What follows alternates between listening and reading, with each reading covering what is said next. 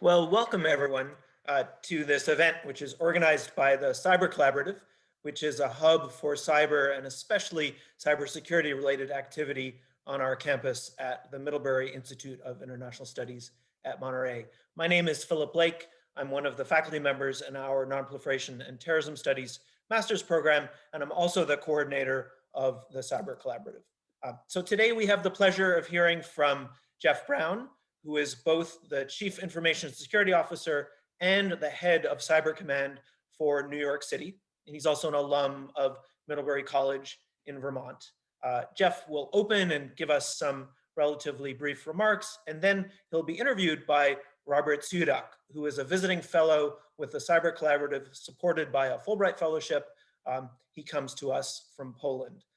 And then El Zeski, who's one of our master's candidates in Nonproliferation and Terrorism Studies and is also a graduate assistant supporting the Cyber Collaborative, will gather questions that you as the audience can put in the chat during this event, and then she'll pose some of those to Jeff at the end, time allowing. So we're starting up now. We've shared with you longer bios of everyone who's involved, and this event will run until 1:30. So I just want to welcome Jeff. Thanks so much for taking the time to be with us.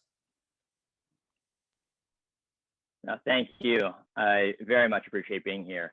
So welcome everyone. Good afternoon, wherever you may be.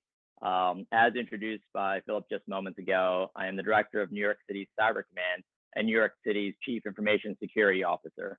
That's a position that I've held for five years now. I want to also say thank you to the Middlebury Institute of International Studies and its partners in today's event, the Cyber Collaborative itself, as well as the organizers for inviting me to spend time with all of you today. And of course, I also want to thank you, all the participants, attendees, for spending the time. When it comes down to it, all of you are working in different ways towards an important outcome, and that outcome is just broadcast right on your website.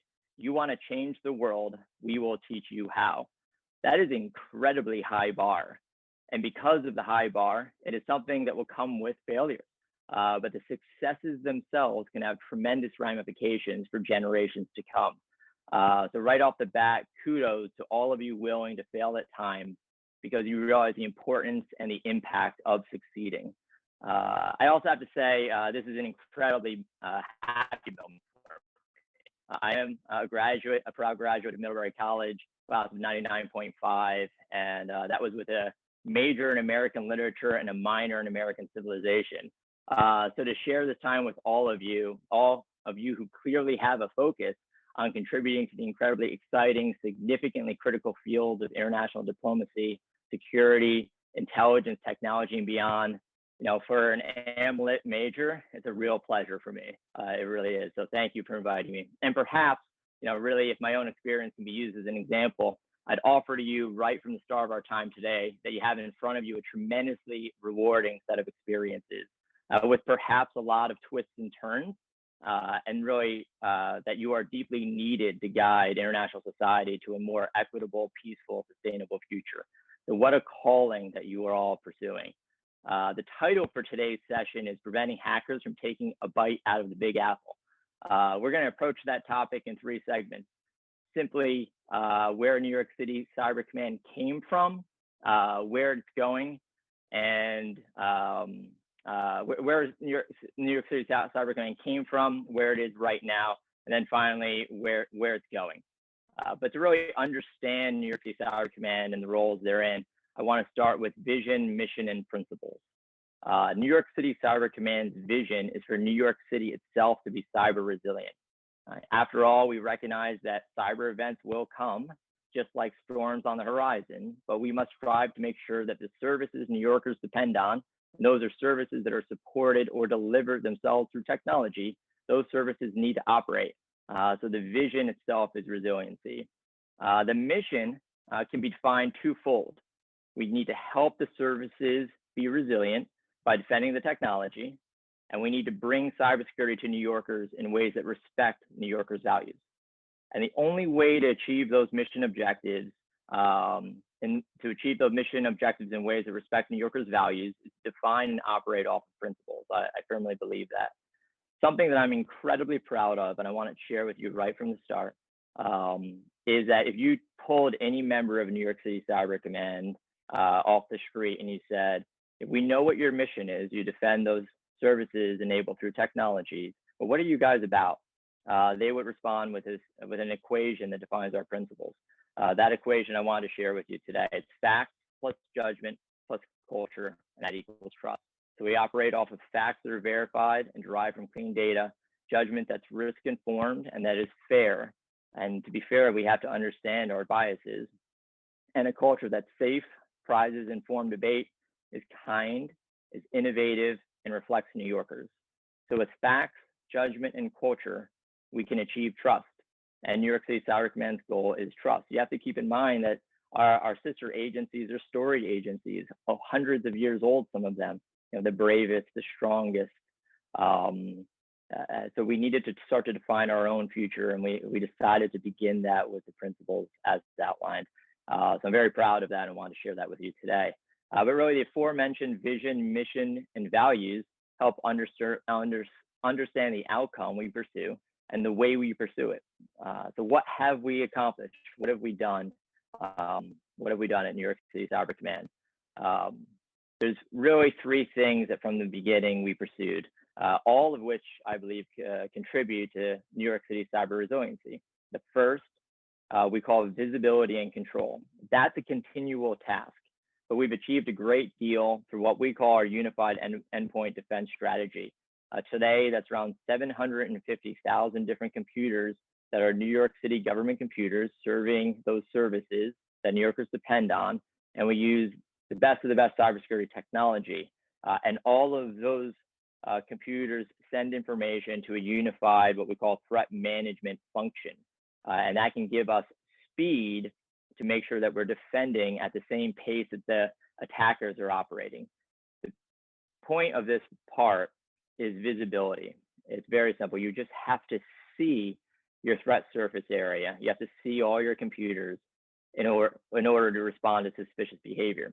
And the more centralized you operate that approach, the better off you are. You can have uniform defenses that way. So the first outcome we pursued was visibility and the ability to exert a unified response. The next part we call defend the defenders.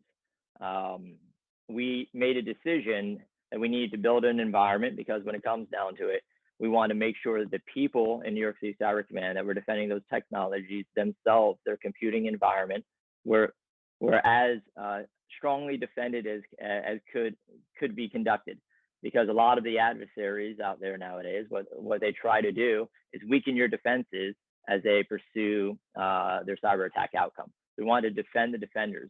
We think we've achieved that by building our own environment. It was cloud first, and it had a suite of data and tools. It has a suite of data and tools that's unique in my understanding to municipalities where we can prove scientifically that we're operating with the strongest identity and access controls, where we have a telemetry pipeline to conduct data analysis and produce insights, and where we can operate and prosecute our mission to provide the New York City government with a unified citywide cyber threat intelligence, security monitoring, hunt, and response function.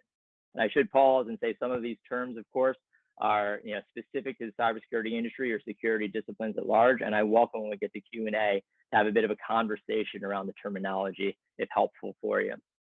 So when it comes to that environment, a key principle in cybersecurity, security, other principles is we need to test that environment, because a lot of times you think something will work right until it is held at risk. So we test that environment to make sure that the strategy is sound. Finally, the next objective we had was simply organizing. And this you can think of from a governance perspective. So on July 11, 2017, Mayor Bill de Blasio signed Executive Order 28, and that created New York City Cyber Command. The mayor shifted the reporting structure on cybersecurity from the chief information officer for the city and shifted that to City Hall itself. So the key here is you're thinking about enterprise risk and where cybersecurity can fall within a different enterprise. Is for New York City, a decision was made that we wanted to represent cybersecurity as a discipline, as a risk really, alongside the business objective, alongside the technology strategy and the operations risk, so that really a decision could be made balancing all of those factors equally. And that decision, of course, is made by the ultimate enterprise risk holder, and that being City Hall. So that was a significant move by the City of New York to organize for the mission. And beyond the change in reporting structure, the executive order charged New York City Cyber Command with authorities and duties that can really be summed in 5 items. We report cyber risk to City Hall and provide guidance on cyber defense and information risk to city agencies. We set information security policies and standards and are meant to audit for compliance to those policies and standards. We bolster the citywide cyber defense to mitigate cyber threats themselves, and we are charged with directing cyber incident response. We mandate the deployment of technical and administrative controls to city agencies and IT systems, and we review the cyber-related spend of city agencies in order to drive efficiency in the use of New York City taxpayer dollars. And we also drive the collaboration with federal and state government agencies and private sector organizations. These executive orders concepts were carried through in the fall of 2020 with City Council legislation that enacted New York City Cyber Command into the city's charter itself.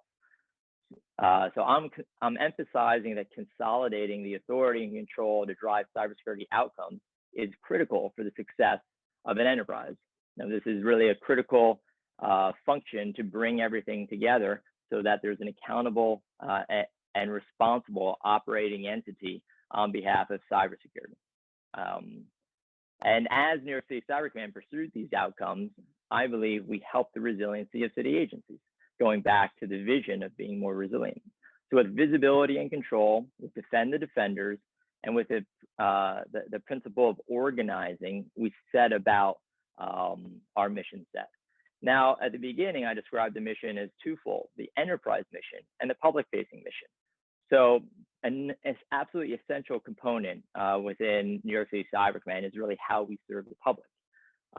We are committed to help New Yorkers navigate away from the cyber threats they encounter in their digital lives. And we call this public-facing mission New York City Secure, or NYC Secure.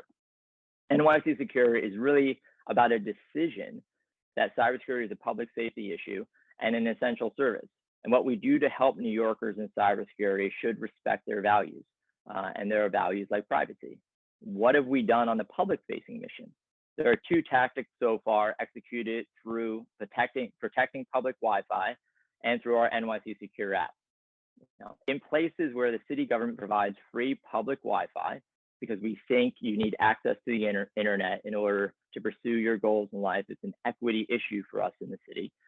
We are using a DNF Security built by a non-for-profits, 2 non-for-profits known as Quad 9 and the Global Cyber Alliance.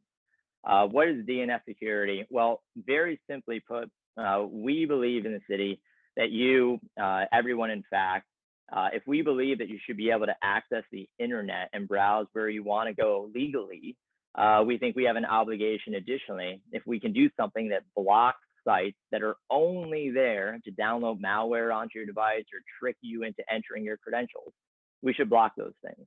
And that's really what this DNF Security is all about, not stealing data, not sending data to our entity or anything else like that.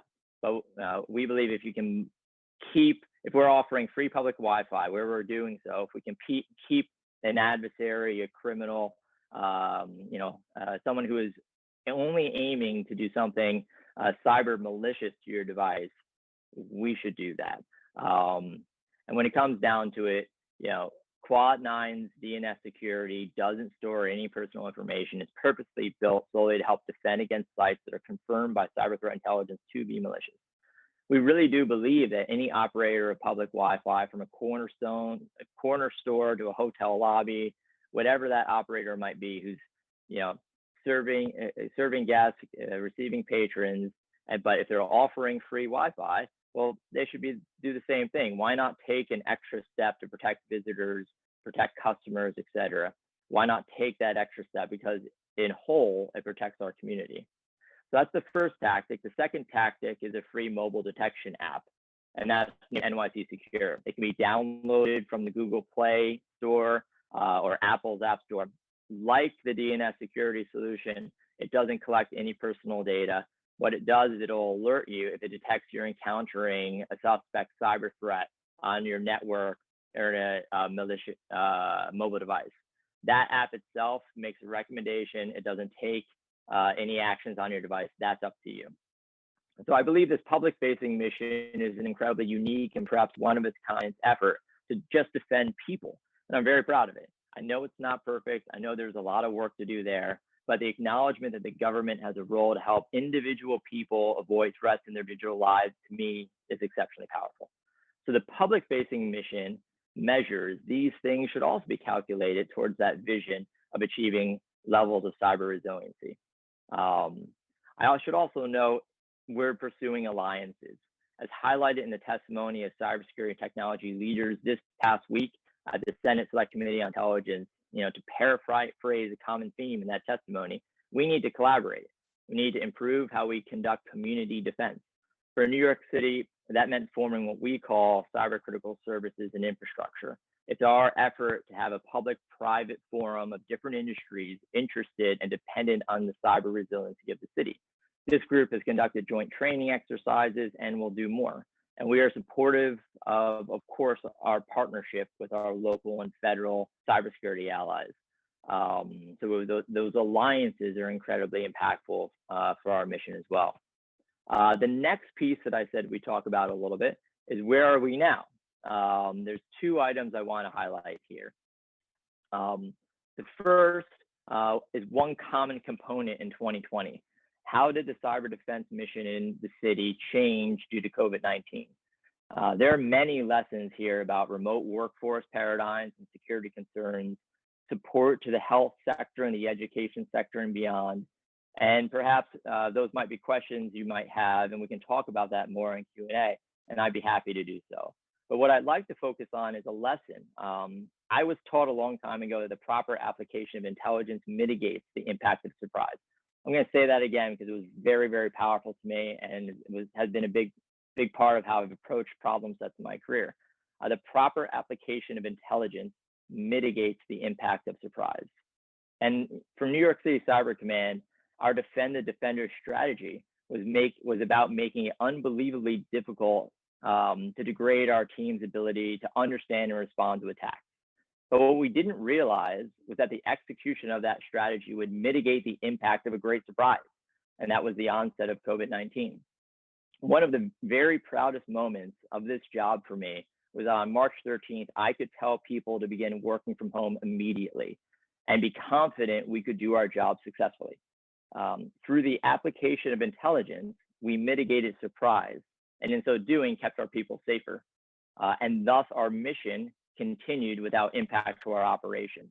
And then to me, that understanding of the threat landscape that informed the strategy to build an environment when we were surprised by the pandemic, not by a cyber impactful event to our organization, but by the pandemic itself.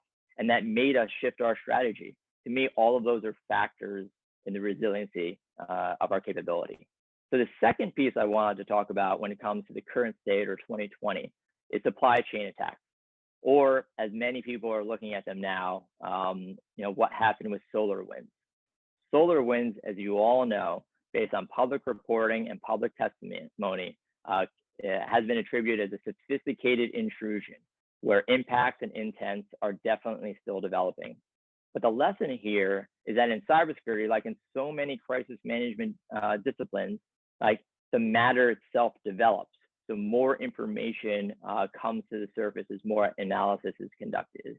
So really the lesson and the key is to be able to, is the ability to be confident enough to make decisions on that imperfect information, but to also actively collect the very best information you can, analyze that all source approach, weigh actions based on the outcome you need to achieve. And in New York City, that's the outcome is being supporting services to New Yorkers, and then execute based on that imperfect information.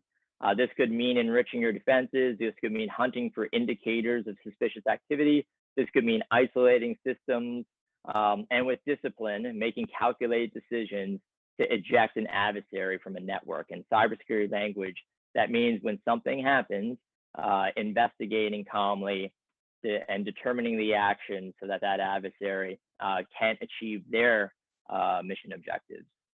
SolarWinds may be the most significant cyber attack of all time. As we all have read, 18,000 organizations, most of them in the United States, but many throughout the globe, found out overnight that a foreign entity may have had a backdoor into their network. From public reporting and our critical allies at the U.S. Department of Homeland Security, Cybersecurity and Infrastructure Security Agency, as well as other federal reporting bodies and agencies, we know that a number of federal agencies were also impacted. The one certainty we have seen in and week out since that company, FireEye, the cybersecurity company FireEye, first brought to the forefront the supply chain attack, and that was in mid-December, is again, the one certainty is that we don't know what we don't know. Each week, including this past one, we found out new information. Now, all assessments so far say this compromise appears to be extremely sophisticated attempt by a foreign nation to infiltrate very specific systems. But really the sobering fact that should give us pause is that, this attack, part of the attack allowed for, perhaps 18,000 or so entities to have backdoors, to have Trojans. As one industry leader put it, if we don't treat this breach itself as a wake-up call, we'll never wake up. And what it really says to me is the extent of the interconnected threat that's been highlighted by SolarWinds should make clear that, quite similar to the global pandemic we're all facing, none of us are in this alone, and none of us can face the threats alone. So really how we educate each other on the risks, how we face them together, and how one person or an organization chooses to protect themselves and others around them makes all the difference to the rest of us. That starts by taking a central approach to cybersecurity and ensuring that cybersecurity professionals are connected to the larger community of defenders that are working tirelessly to protect the infrastructure that is their charge. And one thing to keep in mind with SolarWinds, or with really any other cybersecurity topic that's important, cybersecurity itself, sometimes can be just a word and a topic that dissuades people from engaging further. But I encourage you to think of it that it's not a technology problem. And to help draw this distinction, I want to borrow an analogy. It helps to think of cybersecurity like chess. It's like chess because in cybersecurity, we can never forget that there is a thinking, breathing opponent with an intent to defeat our defenses and compromise our ability to meet our public service or business outcomes. The various technologies are like the chess pieces, but like chess, it's sentient actors who are driving the cybersecurity landscape. There are incredible stakes and tremendous risk for every single piece that's on that board. If a piece goes down, we could lose something. In New York City, that could be revenue from parking meters, a computer system that routes emergency vehicles, a water utility, heaven forbid, the trust citizens put in us to protect their data for financial transactions. That list could go on and matches all those services the public expects to be delivered without fail each and every day.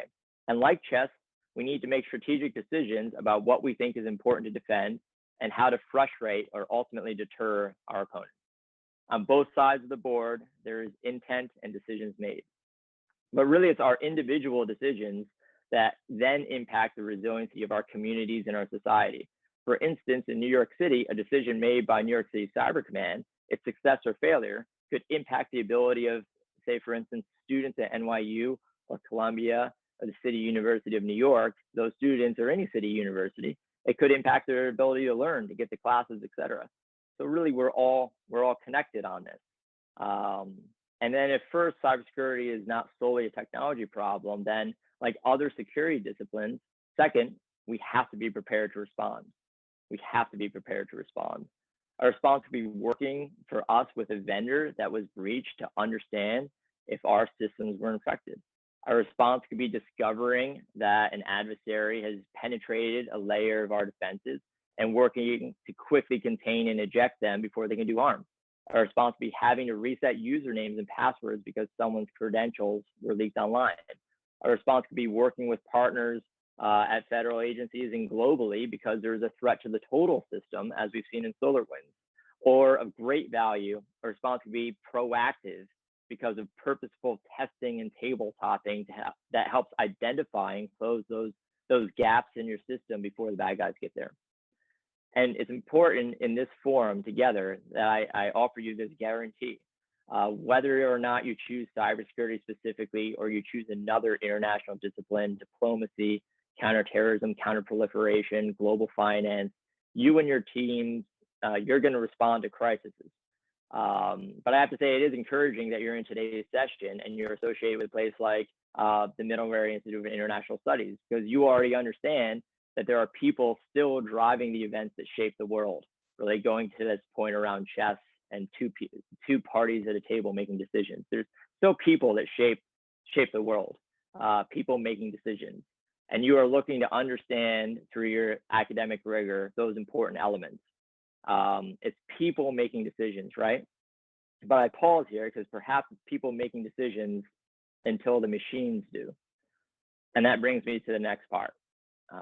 When we think about the future, I said we were going to talk a little bit about where New York City Cyber Command came from, what was our current state, what we're thinking about, say, 2020 through the pandemic, through the Solarwinds, what does that mean to us? We've just finished those sections. And then what are we thinking about in the future? We're really, 5G, artificial intelligence or AI, quantum, like those are the words, right? That's what people say. These are words. Well, like, how do we think about that, right? And I'll borrow from someone else here. So Walter Pincus recently shared thoughts with a community of national security professionals called the Cyber Brief. And he quoted the draft report from the National Security Commission on Artificial Intelligence that is now being publicly circulated for comment. And in that report, it said, Americans have not yet seriously grappled with how profoundly the artificial intelligence revolution will impact society, the economy, and national security. He went on to know that the commission's draft report says Thomas Edison's 1901 prediction that the light bulb and electricity represented a field of fields that held the secrets for which we will reorganize life of the world. And the report adds that although artificial intelligence is a very different kind of general purpose technology, we are standing at a similar juncture and see a similarly wide-ranging impact. The draft report describes that the rapidly improving ability of computer systems to solve problems and to perform tasks that would otherwise require human intelligence is transforming many aspects of human life and every field of science. And it will be incorporated into virtually all future technology. The entire innovation base supporting our economy and security will leverage artificial intelligence. How this field of fields is used for good or for ill will reorganize the world. So 5G, AI, quantum, technology that will reorganize the world, and certainly technology that will reorganize our cities. What I do know is that we must strive to debate the principles on which these technologies are designed. That is a challenge for you to think about today because they are already being deployed. And now just some closing thoughts before we get to more conversation. I was asked what advice I'd have. The most important thing I've learned is to identify and decide who depends on you succeeding. For New York City Cyber Command, it's New Yorkers. It's New Yorkers. For me, it's my family and friends. If you decide who depends on you succeeding in your mission, you will find a great drive there. And perhaps I'd offer, as all of you listen to my experiences today, that it is paramount to remember the person you're doing this for is you. The person you're doing this for is you. I tell Bruce and Blake, those are my children, my son and my daughter, my wonderful children. I tell them each day that they are the bosses of themselves. They think that might mean that they get a lot of cookies and to stay up as late as they want, but it's really about being accountable to themselves. So I might say the first thing when I'm asked for any advice is decide who depends on you succeeding. And I want to close my remarks by reiterating how I started. You want to change the world, we will teach you how. What an impressive thing to say. And I want you to set it in your mind that you will change the world. I'm counting on it. And, in the end, I would just want to say thank you for having me here to contribute. As I said earlier, it's a great honor to spend some time with you. And I'm honored that you and your faculty gave me the opportunity perhaps to contribute by teaching. So it is, with those remarks, it is now time for some conversation. And so perhaps your colleague Robert and I can get underway. Robert, are you there? Yes, Jeff, thank you very much for a really great and inspiring presentation, touching a lot of topics, I would say interdisciplinary topics about cybersecurity, because as you mentioned, cybersecurity is it's not only technology, and I think especially in our interview part, we will have more time to discuss, if not technology, what other issues are important and on the table to be discussed. But I will probably ask you at the beginning to ask you to ask your the first question, because I know that it's really useful practice. And if you will have a chance to ask your own a specific question, which will kind of start our interview, what this question would be. Sure. So for everyone's sort of background, one thing we do in New York City Cyber Command is always be prepared in these types of settings to ask yourself the first question. And that gets the conversation going, right? And the one that I always ask myself is one that I always get, so I take it off the table right off the bat. That question is, what keeps me up at night? For anybody in sort of security disciplines, it's always one of the first questions that come out, right? But so for today, I'm going to reverse this, and I might say, what should keep you up at night? And I pulled this directly from email today. This arrived at 1:32 p.m. Eastern time today. And this was in part of the cyber threat intelligence feed, one of the synopsis things that I received. The title was Ransomware: Sharp Rise in Attacks Against Universities as Learning Goes Online. I'm just going to read you this piece, because this is what should keep you up at night. The number of ransomware attacks targeting universities has doubled over the past year, and the cost of ransomware demands is going up as information security teams struggle to fight off cyber attacks. Analysis of ransomware campaigns in higher education found that attacks against universities during 2020 were up 100% compared to 2019. The average ransom demand now stands at $447,000. The sharp rise in the number of ransomware attacks, combined with the six-figure sums ransomware gangs demand in exchange for the decryption key, means ransomware represents the #1 cybersecurity threat for universities, according to research by the tech company Blue Voyant. So that was something I just received in my feed today, and I thought it'd be interesting to say, here's a concern that should keep us all up at night because we're interconnected. There's a developing pattern of events here that this is just part of, and I think putting it in context is important. Destruction, disruption, distortion, extortion, espionage, just havoc. They're all enabled globally through the same interconnectivity that allows us to conduct global commerce, like land rovers on Mars, bring societies together to face injustice, hold public figures accountable, conduct journalism, raise efforts to fight our climate change in our planet, and really to speak together today. So the same things that are held hostage, the interconnected activity is the same thing that we're using to further our society. So really, in the end, what keeps me up at night? What keeps me up at night is the concern that these great things that we can achieve will be held at risk because of cybersecurity. But again, this group, and I don't say this in jest, this group and others like it, give me hope because you can change the world and you can help me sleep at night by doing the great work that you intend on doing in your careers. So I'd say pretty cool to that. Thanks for letting me ask the first question, Robert. Back to you.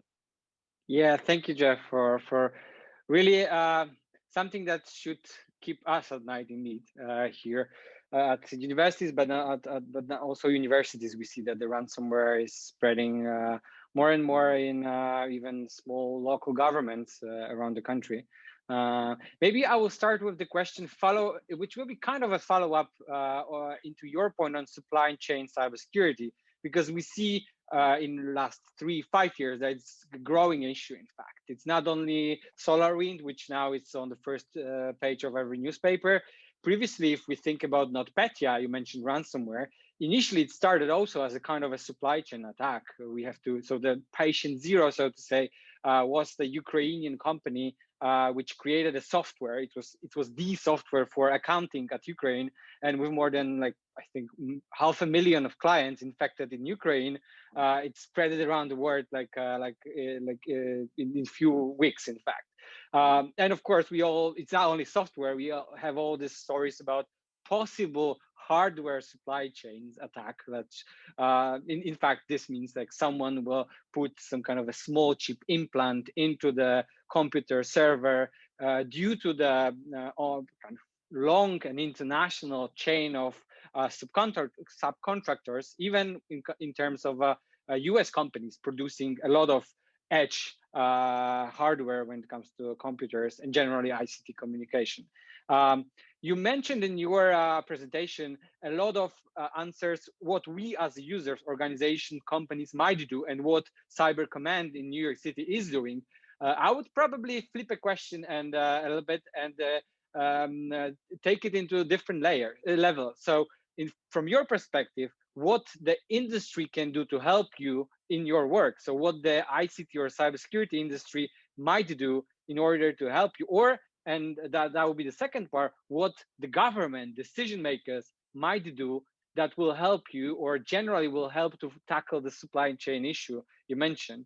Because as we know, it's not only the users, the end users in companies, organizations that might be helping to tackle the issue, to tackle the problem, but there are other stakeholders that should be included in this process as well.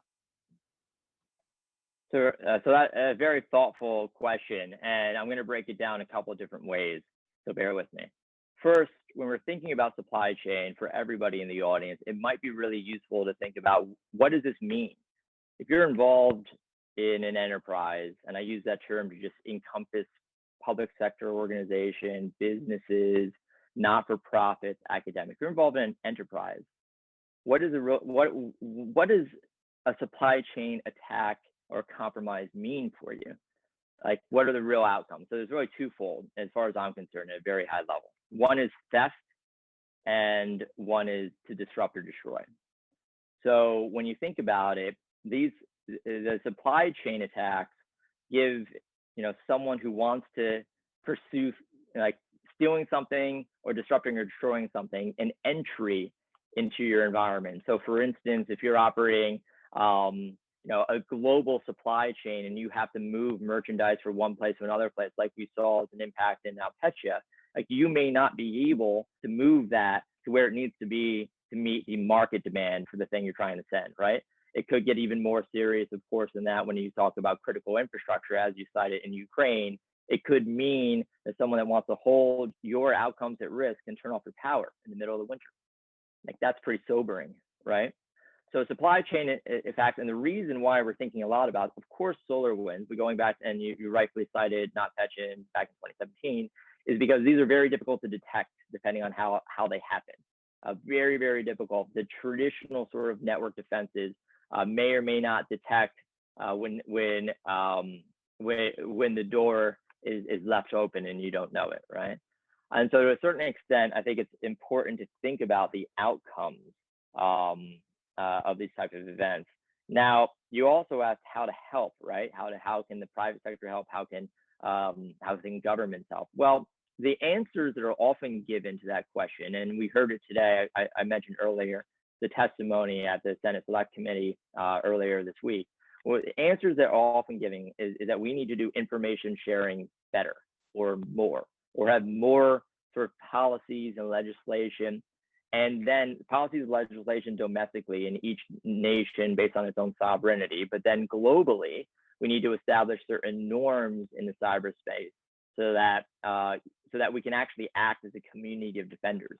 I think that's true. I do think that is very important. We've been working at it for years and years and years. We've seen the heritage of this going back to the outcomes after the terrible tragedies of 9/11 and the different recommendations in the commission report thereafter. So we've been thinking about how to work together better and share information quicker for a while. Now, the thing is on this, as in my closing portion of my remarks, technology is moving very, very quickly. and eventually technology itself and the outcomes that can be delivered, both positive or negative, through technology will outpace our ability for us to send emails and get on the phone and talk to each other, right? So I think this goes to the point at the beginning of my remarks around one of the things we worked in New York City, which is you have to strive based on the authorities and sovereignty and your capabilities to unify the ability for you to take action at the scale, size, and speed of machines. So where we'll need to go when it comes to the answer about help, we need to go to a place where we figure out how to design systems themselves based on principles, based on our principles. We need to design systems that will react and respond and block and detect, because we are embracing a technology future that, just as we saw with the landing of the Mars rover, where it was sent and it started to execute what it needed to do precisely. If we can do that, and all of the decisions, all the patterns deployed to execute successfully, if we can do that, then I have hope that we'll be able to build these systems in ways that be more resilient. And to your answer, the help comes really then, the important help comes in examining if we're building with the principles that reflect our society, and are we speaking to each other, not just in the US, but across the globe, to establish those norms, so that as the machines begin to make more decisions themselves, they make decisions that reflect an outcome that's better for all of us in society. Long answer, maybe complicated answer, but that's how I answer. Thanks. Thank you, Jeff. That's really great answer. And you mentioned also, that would be my probably last question into this direction, because you mentioned information sharing, like one of them big issues still to be, I would say, whether we are able to do it better. And the question is, because it's not only putting the specific rules on the table that you need to share information, it's more like a soft measure as well. Culture within the organization, whether you call someone, whether you share the information or not. And I will take this opportunity to have you as someone who has great experience, not only now on the federal, the public level, but also previous experience from federal, central government, as well as from private. From this perspective, what's the difference understanding of the institutional culture within those different stakeholders, and who is, I would say, who needs still to work more when it comes to the culture of sharing information, but also generally their role in cybersecurity chess game? Yeah, so very important question. It comes down to organization dynamics and the appetite for different types of risk. In an enterprise, you have various barriers, especially in private sector enterprises. You have various barriers towards disclosing that you have a problem, disclosing liability, right? And so to a certain extent, I think a lot of organizations who, through different forums, like the information sharing and analysis centers, these entities are like hubs of information. You have different forums to anonymously submit information that then can be applied or learned from by other organizations and applied for defensive purposes, right? There are different ways of sharing that information. But the key here, though, is many organizations really do not need to weigh the implications to their ultimate outcome, whether that be profitability or otherwise, by saying, hey, we had a problem here. And I think that's where some of the structures need to be better tuned to not necessarily force entities to share, but to allow entities to share. I'll give you one example herein that I think about as an opportunity for cities. I often make the comment publicly that cities themselves aren't, I'm familiar with the financial industry, aren't like competitive financial services companies, right? There are regulatory reasons and competitive reasons why perhaps financial services companies who do share a lot of cyber threat information don't build connective cybersecurity programs, right? There's reasons why they can't do that. But cities and other types of public sector entities who can come to certain cooperative agreements, memorandum of understanding, because they aren't necessarily regulated competing entities, could build unified programs. And I think that's a very powerful powerful concept. The barrier to those entries are really in the policy, legislative, governance spaces, because the technology would allow it. It's changing. When it comes to what outcome we want to pursue, we want an outcome where we are preserving sort of certain aspects of non-monopolistic behavior, very important. But if an outcome means holding at risk a critical service that might support life safety or other sort of national security like paradigms, the health and viability of a financial system, we need to see which is more important in different moments and construct new policies, legislation, regulation, what have you, accordingly. I know that may not totally answer your question. Happy to dive in further if you want. Sure, I think it's a great opening as well for our Q&A session. I see that there are more and more questions, including anonymous question you mentioned about being able to send an information or a question anonymously in cyberspace. We have this option. I was just confirm it for our attendees as well. I see there are a lot of questions regarding the cyber norms and international level as well. I think we will go and dive deeper there. Now I will also take this opportunity when it comes to answering or asking questions regarding your specific experience maybe. And because a lot of our students and all of our faculty are also professionally active already when it comes to students, or are pursuing a career in different areas, including cybersecurity, some of them. And from our perspective as a cyber command chief in New York City, what kind of role this kind of people, not CISO per se, not technical person, because you mentioned that the duty was moved to CISO, to the cyber command itself, but also the executive level of cyber commands. And of course, you mentioned similarly in enterprise level organizations. What kind of skills, knowledge, attitudes this kind of decision maker in enterprise level organization should have? Is it more technical, or it's just more general level CEO, you might think, set of skills that you need to take to this organization? Sure, great question. And it's a rightful question, because oftentimes perhaps people might raise their eyebrows. They might find it odd that an American literature major is the head of something called NYC Cyber Command. How did that happen, right? But the key here is to recognize that cybersecurity, like so many different disciplines, is a team sport. So my background and my sort of twists and turns of my career since leaving Middlebury in 99.5 have really revolved around certain disciplines like the chess game. I've spent a lot of time understanding, studying, analyzing, learning from, collecting, doing work to think about what the person on the other side of the chessboard wants to achieve and how they want to achieve it.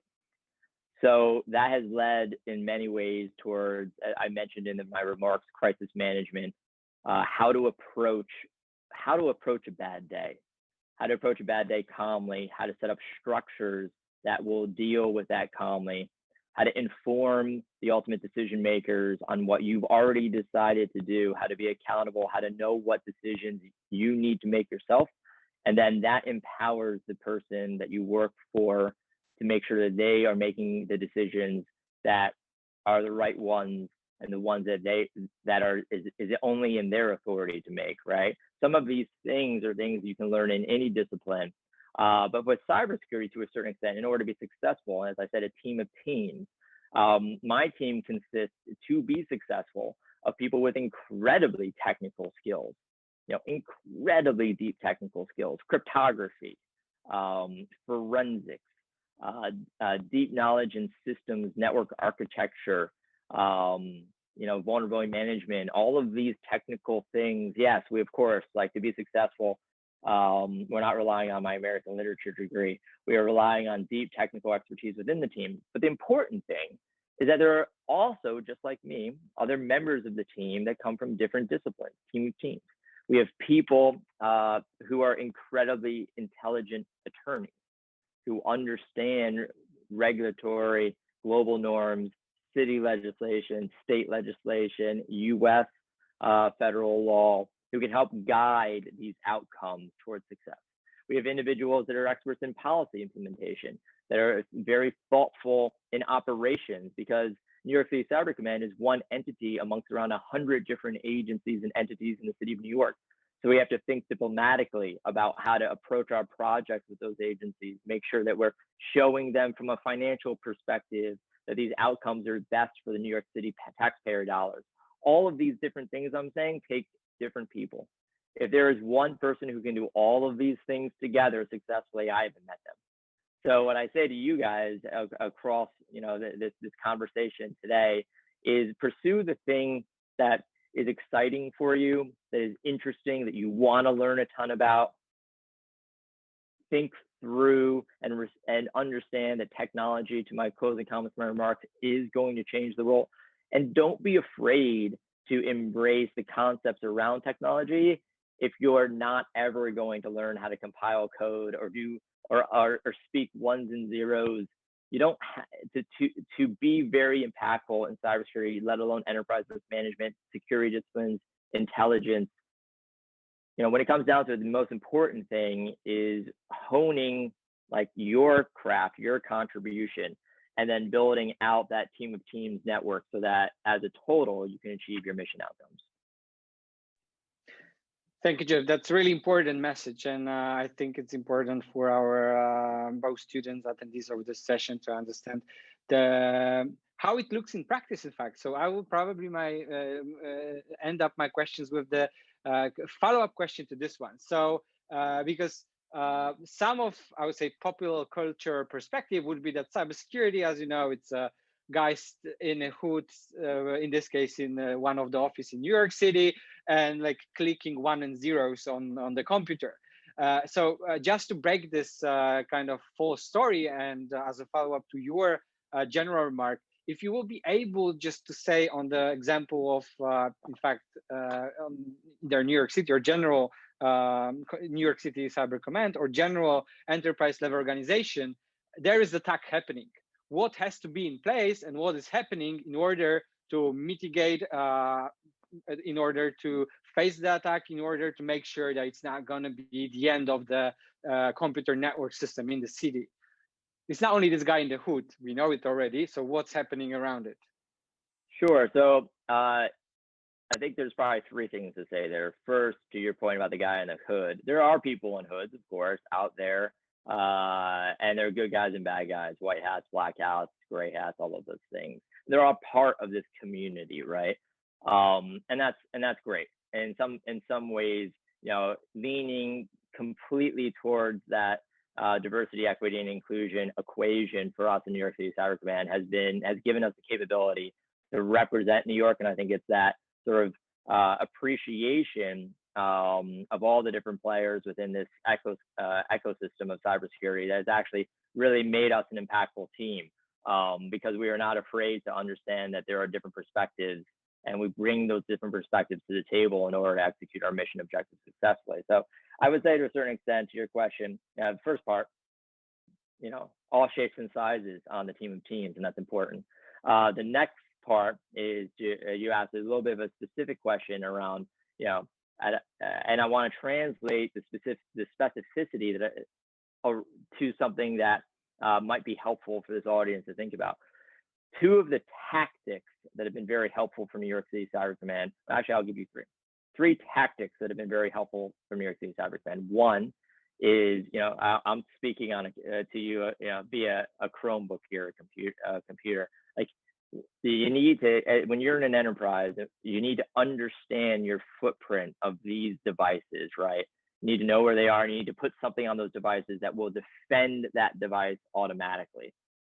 We chose a certain solution that's exceptionally cloud friendly, so we would have an ability to make sure the devices had some standardization when it comes to if if something lands on the device and it starts to behave like a piece of malware, let's stop it on the device. We had this concept of assets in this network are guilty until proven innocent. So we would rather contain something and then explain that it wasn't in fact a cybersecurity thing. Sorry that we locked your computer up for a few hours. We decided we would rather take that risk than have it take a few hours for the analyst to decide that something bad was already happening and spreading across the network. So endpoint defense, the next piece I'd highlight is identity. And identity, very like conceptual level. As we build more technologies, we need to do everything we can to prove that you are who you are and you are authorized to have access to what you need to access when you are allowed to access it. And that's from an enterprise defense perspective, but you can think about it when it comes to your personal email accounts or other types of things that are for you to use only. You do not want someone else impersonating you. So you want to embrace the strongest identity controls. I am who I am, so I get so let me access the things I need to access, and only me when I should be. So those are identity controls.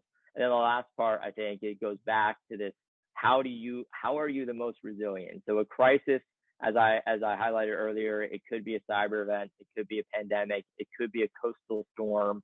How do you construct systems that allow you to meet your outcome, wherever that may be, no matter what type of crisis you confront?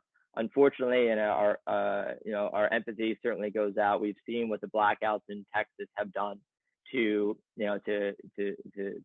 folks in Texas, and that the resiliency of the system itself, via different types of events, energy outages, etc., can have very impactful outcomes. So you want to build your systems in ways that are highly resilient, and you want to build architecture around those things. Cloud service providers, there's a concept you guys could look up if you want called zero trust networks. That's zero trust networks. All of these things come to play when it comes to trying to defend the city of New York or any other enterprise. Great, thank you very much. I think we will be moving to Q&A question. I'll probably close my interview parts with the notion that I really like the metaphor of chests. I think it says a lot. I usually also, from my side, mention Go as the metaphor, the game of Go, which is a Chinese game, also board game. When you start with the totally empty board, and you might think about the totally empty board as your digital data or your digital infrastructure, and both you as someone on the other side of the board can have technically unlimited pieces, which are called stones, and put them on the board. So in this case, it shows you that if you're not going to put correct pieces on the board, someone else, in this case, probably cyber criminal or cyber espionage campaign, will put the pieces there and will kind of try to use this board for their own purposes. Thank you, Jeff, for this part, and we will move to Elle for the Q&A part with the audience. Thank you, Robert. Hello, thank you so much for coming and speaking with us. This has been absolutely riveting. I really appreciate it. I love your analogies that you're making. So we have gotten a bunch of comments and questions from the audience, and I was going to just go into session of which they were sent in, if that's okay, and we'll get through as many as we possibly can. Sure. Awesome. Okay, so we're going to start with the biggest question that kind of is overarching a large part of cybersecurity policy issues and things like that. The first one is, there's been a lot of discussion recently of whether a cyber deterrent strategy is possible or even sensible. Do ideas of retaliation or first strike make sense in the discussion of cybersecurity? Great question, such an important question, and I'm going to answer it with an analogy. I have a firm belief that the analogy is to, say, a game of soccer. I have a firm belief that each player on the field should train together, but play their position to their best avail. That position, to extend the analogy, could be founded in a certain different types of authorities, capabilities, expertise. But really, when it comes down to it, like, we are at our best when we're each enabled, capable, training together, and playing our position. So there is certainly room for all the different sort of exercises of authorities across the entire spectrum. That is how we should play the game as one team. But to a certain extent, we don't want to muddy it by having each player run all over the field. I know this is an analogy that's used sometimes, but I really do believe it. I've seen and I've been in organizations that play in different parts of the field, and I might say they should be empowered, capable, training, etc. And really, one key piece here is, I think, the common understanding. Like, that's the thing that we don't actually do, I feel like, well enough, perhaps, on the cyber sort. We may not really be in a position where, you know, say for instance, like, let's just extend this analogy if helpful. Say for instance, you have a defender, and you know the defender like twisted their ankle maybe last week. They're on the field because that's one of your best defenders. They're on the field, but you know they're playing with an injury. And you're forward. You should know that injury exists on your team. You should know that, because you may take different actions. You may actually choose to be more aggressive playing against one of the opposite team's players who you know may be aggressive and be able to bypass your defender. So to a certain extent, the analogy sticks, but the only way you would know is if you knew that your defender was injured. And like, we don't really do that as well as we should, I think, in the community, and we can do better. Yeah, so thank you for that. I guess maybe segueing off of that question the follow-up question. You know, we've talked a lot about, cybersecurity is like an environment of teamwork and interconnectivity, with your soccer analogy as well as your chess analogy. And I guess the follow-up question to that would be, coming off of that, do you think how effective would you say are the current global norms, infrastructure, and collaboration when it comes to cyberspace and cyber attacks? Do you think that there's something else that needs to be done, or a new practice, or a new, common practice that needs to be adopted in order to move forward into this new modern era? That is also a question from the audience.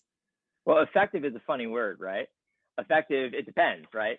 Because effective might, like, they could, if my objective is to conduct cyber espionage, I'd say the norms are great, because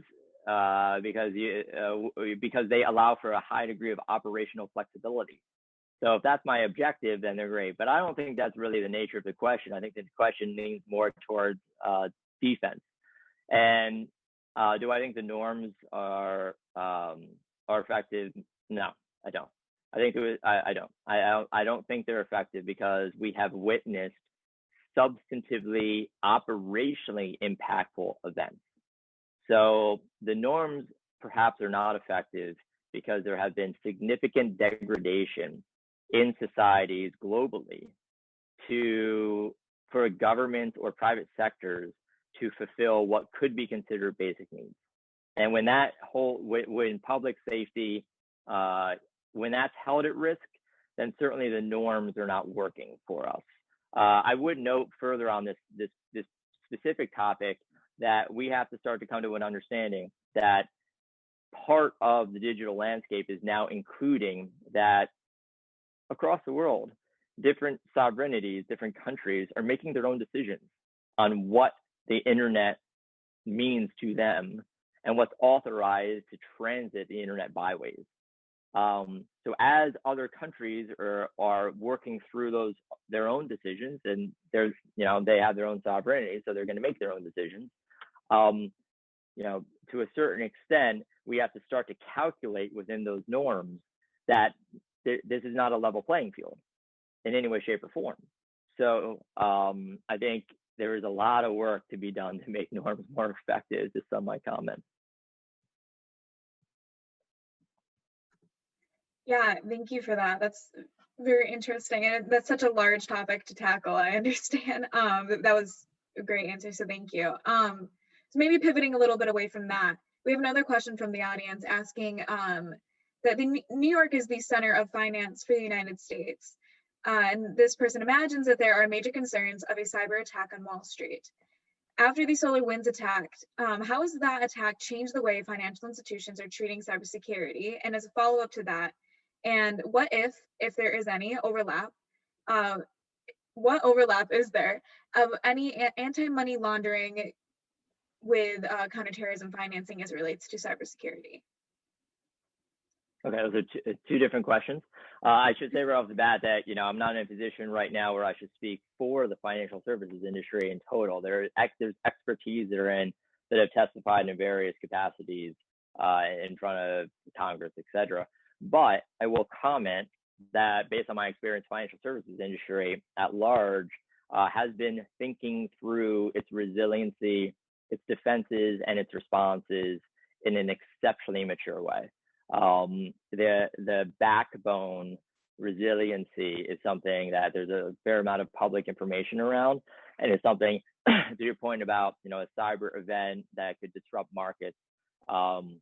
Perhaps from a traditional lens, I might say financial services has been, quite mature in its development in the space. I think the thing that is fascinating and perhaps also concerning is how are certain types of things that could be adjacent to cybersecurity events capable of affecting markets. So we all sort of watched with some levels of, it was almost like watching with levels of great interest, I'll put it that way. The GameStop, sort of the week of GameStop, where like everything was, everyone was perhaps scratching their heads.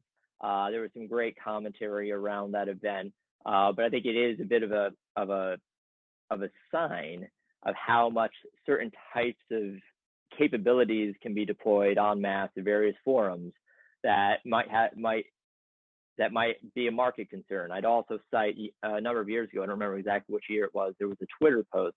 It was during the Obama administration. There was a Twitter post that there was an attack at the White House. It was a false post. But for a moment, that post greatly shifted markets. So there are some cyber adjacent things that could be exceptionally impactful for the financial services industry itself. That was the first part of the question. Can you remind me what the second part of the question was? Yes, and the second part of the question was asking if there's any overlap between anti-money laundering and countering terrorism financing as it relates to cybersecurity. Well, cybersecurity is another vehicle for those who might be wanting to conduct terrorist activity or criminal activity. Cybersecurity is another vehicle for them to reach those aims, right? So if there's capabilities for that, I'm speaking very this is conceptually, right? Capabilities to alter the capability of those who are conducting the analysis to reach anti-money laundering or counterterrorism objectives. Those capabilities could be possibly intriguing to those who are looking to conduct terrorist or financial fraud activities, right? So cybersecurity can be used, perhaps the term I might put here is for counterintelligence purposes or to counter the aims of your adversaries, and I think to a certain extent under that lens it makes a lot of sense. But you could go into a different type of rabbit hole and start to talk about certain aspects of technology. Cryptocurrency would be a huge conversation that allows for certain type of criminal activities, et cetera. So there's a bunch of different threads. I'm not quite sure which thread the question would like to go in, so I gave perhaps a large answer. Absolutely. And just for the sake of time, I think we have maybe time for 2 more questions. Sure. This question is about FOSS. And the attendee is asking, what is the value of open source and free and open source standards within the infrastructure that we build? And how do we support developers in open source who may be volunteers or underpaid? for the work that they do on the side. And they give the example of the Heartbleed SSL bug, which could be argued as a result of necessary development not being funded. That's a very thoughtful question. Very thoughtful question. We are in NYC Cyber Command exceptional supporters of open source. I think to a certain extent, these frameworks or these approaches to development allows for as any open source developer might believe, for the power of the community to build, right? They also to your point, introduce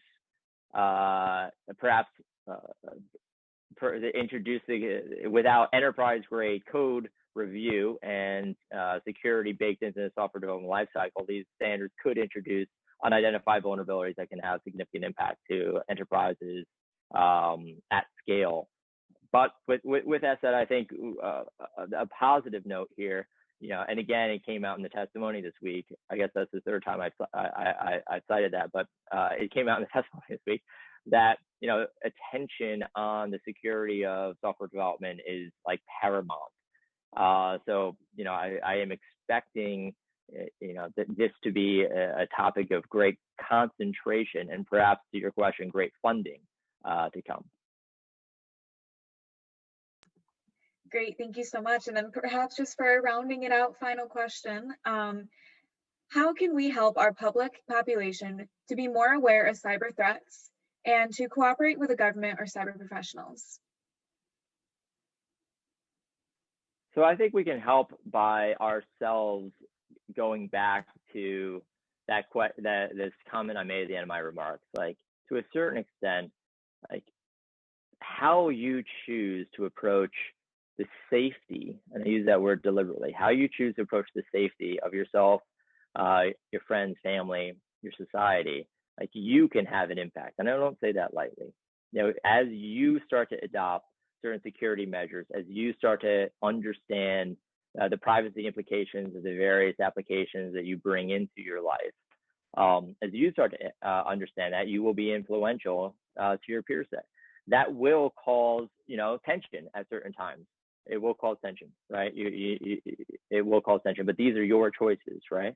The second piece of that was, how do we contribute from a public sector perspective? What I might say is the public sector is engaging and attempting to engage in as thoughtful a conversation around cybersecurity as they can possibly have, and as thoughtful a conversation around emerging technologies. When it comes down to it, participation in that is key. We are a democracy, so participation is key. So if there's outcomes that you want to achieve, better cybersecurity, then evaluating the standard answers is, to me, exceptionally important.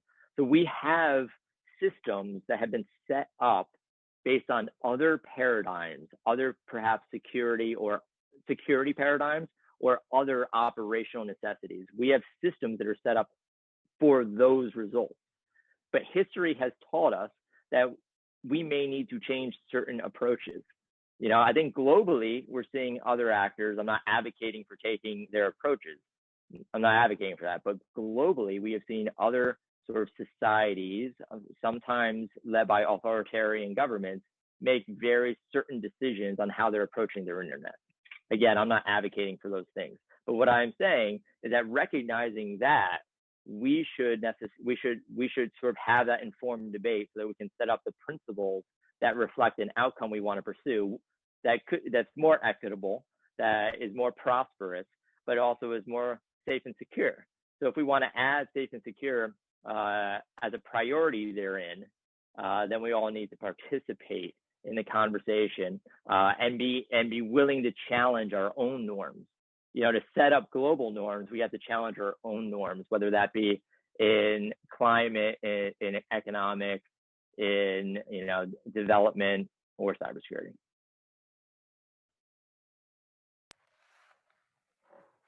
So that was fantastically substantive. I'm really grateful, Jeff, that you took the time to join us in this way. And I'm also eager to engage you further. I think you'll be a really wonderful resource for the Cyber Collaborative.